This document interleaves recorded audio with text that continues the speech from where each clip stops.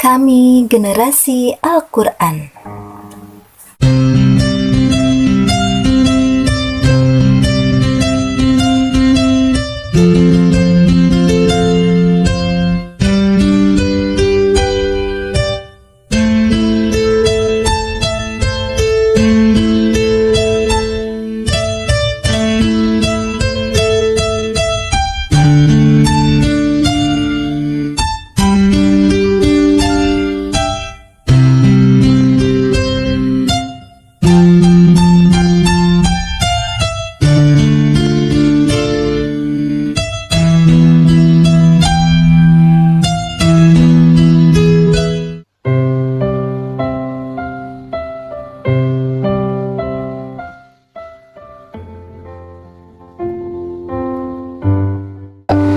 Assalamualaikum warahmatullahi wabarakatuh.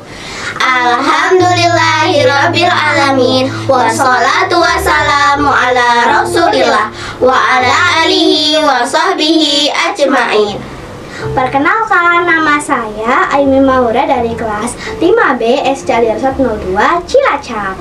Dan saya Devina Kalisa dari kelas 5B SD Alirsat 02 Cilacap. Teman-teman dan kaum muslimin yang semoga dimuliakan oleh Allah Subhanahu wa Ta'ala, saya mau tanya nih, siapa yang pengen jadi orang terkenal? Wah, seneng banget ya kalau kita bisa dikenal oleh banyak orang.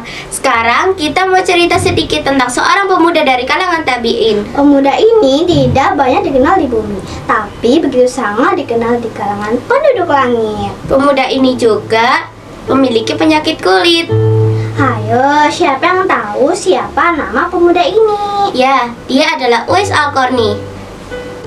Dalam sebuah hadis Nabi yang diriwayatkan oleh Imam Muslim, Nabi Muhammad SAW bersabda yang artinya, sesungguhnya seorang tabi'in yang terbaik adalah seorang pria yang bernama Uwais. Ia memiliki seorang ibu dan juga berpenyakit kulit. Perintahkanlah padanya untuk meminta ampun untuk kalian. Tubuhnya tampak belang-belang karena penyakit kulit yang dideritanya. Meskipun cacat, ia adalah pemuda yang soleh. Uwais tak pernah lelah merawat dan memenuhi semua perintah ibunya. Pada suatu hari, ibunya berkata, "Anakku, mungkin ibu takkan lama lagi bersamamu. Ikhtiarkan ibu agar ibu bisa pergi haji." Uwais sangat terkejut karena mendengar perintah ibunya, karena perjalanan ke Mekah sangatlah jauh. Biasanya orang-orang menggunakan unta dan membawa banyak perbekalan. Namun Uwais sangatlah miskin dan tidak memiliki kendaraan. Uwais terus berpikir mencari jalan keluar. Akhirnya dibelilah seekor anak lembu. Ayo, kira-kira siapa yang tahu untuk apa anak lembu itu? Subhanallah, ternyata Uwais membuatkan kandang lembu di puncak bukit. Setiap pagi beliau menggendong anak lembu itu naik turun bukit. Orang-orang pun berkata, Uwais gila, Uwais gila. ya kelakuan Uwais dianggap aneh. Setelah 8 bulan berlalu, sampailah di musim haji. Lembu Uwais telah mencapai 100 kilo. Begitu juga dengan otot-otot Uwais yang makin membesar. Ia menjadi sosok pemuda yang kuat. Akhirnya orang-orang mengerti apa maksud Uwais menggendong anak lembu itu setiap hari. Ia berlatih untuk menggendong ibunya pergi haji. Uwais mengenai ibunya berjalan kaki dari Yaman ke Mekah. Alangkah besarnya cinta Uwais kepada sang ibu. Ia rela menempuh perjalanan yang jauh dan sulit. Ia berjalan tegap menggendong ibunya sampai tawaf di Ka'bah. Ibunya bercucuran air mata saat melihat Baitullah. Di hadapan Ka'bah, ibu dan anak itu berdoa, "Ya Allah, ampunilah dosa ibuku." Kata Uwais, "Bagaimana dengan dosamu, Nak?" Jawab ibu dengan heran. Dengan terampunnya dosa ibu, maka ibu akan bisa masuk surga. Cukuplah dari ibu yang membawaku ke surga. Itulah keinginan Uwais yang tulus dan penuh cinta. Allah Subhanahu wa Ta'ala pun memberikan karunia-Nya. Uwais menjadi sembuh dari penyakit kulit yang dialaminya. Hanya tertinggal bulatan putih di tubuhnya. Hikmah disisakannya bulatan putih di telungkupnya sebagai tanda bagi Umar bin Khattab dan Ali bin Abu Thalib, dua sahabat utama Rasulullah SAW, untuk mengenali Uwais. Umar dan Ali sengaja mencari di sekitaran Ka'bah karena Rasulullah SAW pernah berpesan, di zaman nanti akan lahir seorang manusia yang doanya sangat makbul.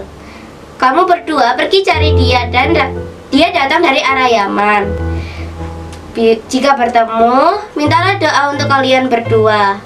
Singkat kisahnya, akhirnya Umar bin Khattab bertemu dengan serombongan pasukan dari Yaman. Dan ia bertanya, apakah tengah-tengah kalian ada yang bernama Uwais bin Amir? Sampai Umar mendatangi Uwais dan bertanya, benar engkau adalah Uwais?